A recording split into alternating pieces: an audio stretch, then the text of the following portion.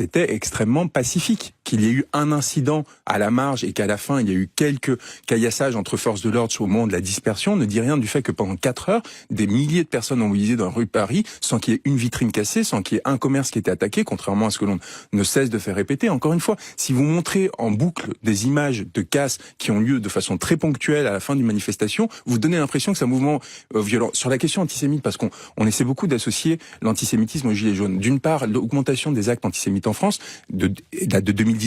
Le mouvement Gilets jaunes, cette augmentation de 74%, le mouvement Gilets jaunes commence la mi-novembre. Cette augmentation n'est pas du tout attribuable aux Gilets jaunes. Et les actes les plus choquants qui ont eu lieu ces derniers jours, la profanation des stèles, je pense que c'était à Strasbourg avec des croix gammées, ça n'a rien, qui sont vraiment les plus dégueulasses. Ça n'a rien. Mais si, parce que là vous me parlez de l'antisémitisme, de la marche contre l'antisémitisme qui a eu lieu hier, comme si c'était en opposition aux Gilets jaunes. Alors, traiter médiatiquement les deux ensemble, c'est faire un amalgame qui est extrêmement dangereux, voire en fait qui indique un préjugé de votre part plutôt qu'autre chose. Il faut que ces gens tremblent lorsqu'ils prennent des décisions qui touchent à des millions de personnes.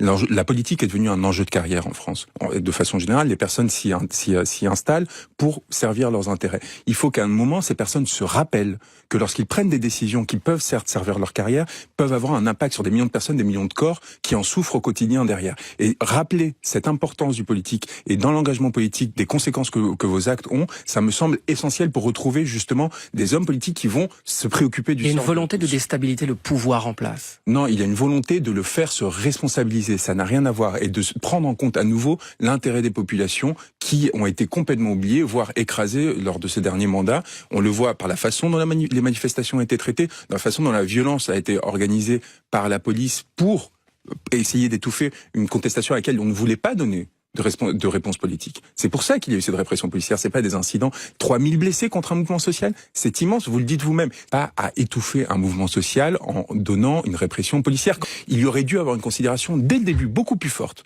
des demandes qui ont été faites par ce mouvement. Ça n'a pas été fait. On a préféré y apporter une réponse policière, ce qui a provoqué énormément de blessures, ce qui a fait qu'il y a plus de 200 personnes qui ont des blessures équivalentes à celles de blessures de guerre. Et ces personnes-là sont des citoyens qui manifestaient pour leurs droits. Et qu'il n'y ait pas eu de responsabilité qui était prise à partir de là. Pour moi, c'est ça le scandale démocratique majeur.